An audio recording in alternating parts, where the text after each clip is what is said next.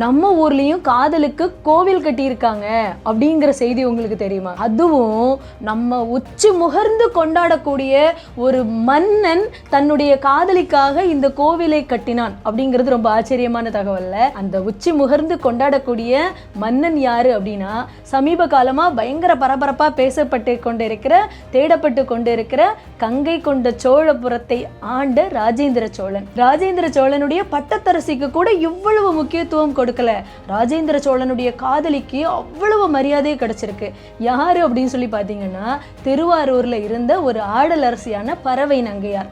ராஜேந்திர சோழனுக்கு இந்த பறவை நங்கையார் மீது அதீத காதல். ரெண்டு பேரும் மிகச்சிறந்த காதலர்களாக இருந்தாங்க. பறவை நங்கையார் ராஜேந்திர சோழன் கிட்ட ஒரு கோரிக்கை வச்சாங்க. திருவாரூர்ல இருக்கிற இந்த தியாகேசர் கோவில் இருக்கு இல்லையா, இது செங்கலால இருக்கு, இந்த கோவில் அழிந்திரக்கூடிய ஒரு நிலைமையில இருக்கு, இந்த கோவிலை மாத்தி ஒரு கற்கோவிலா கட்டி கொடுக்குறீங்களா அப்படின்னு சொல்லி ஒரு கோரிக்கை வைக்கும்போது, என்னுடைய காதலி, என்னுடைய அணுக்கி நீ கேட்க நான் மாட்டேன்னு சொல்லுவேனா அப்படின்னு சொல்லி 2 ஆண்டுகளா அந்த கோவிலை கட்டி முடித்தார் ராஜேந்திர சோழன். கோவில் கட்டி முடிச்சோம் அப்படின்னு சொன்னா அதுக்கு குடமுழுக்கு எடுப்போம் இல்லையா, அந்த குடமுழுக்கு எடுக்கும் போது ராஜேந்திர சோழன் தன்னுடைய காதலியான பறவை நங்கையாரையும் தன்னுடைய அருகில் அமர வைத்து தேரில் பவனி வந்தாராம். காதலிக்கு அவ்வளவு முக்கியத்துவம் கொடுத்து, அவ்வளவு மரியாதை கொடுத்து கொண்டாடியவர் ராஜேந்திர சோழன்.